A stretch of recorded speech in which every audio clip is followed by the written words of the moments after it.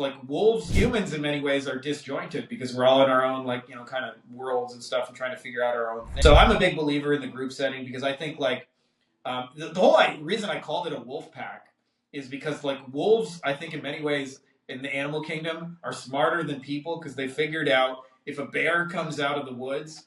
and is like all aggressive, the bears have figured out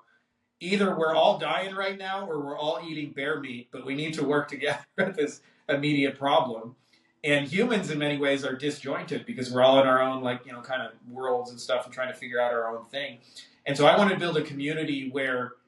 your problem is everybody else's problem.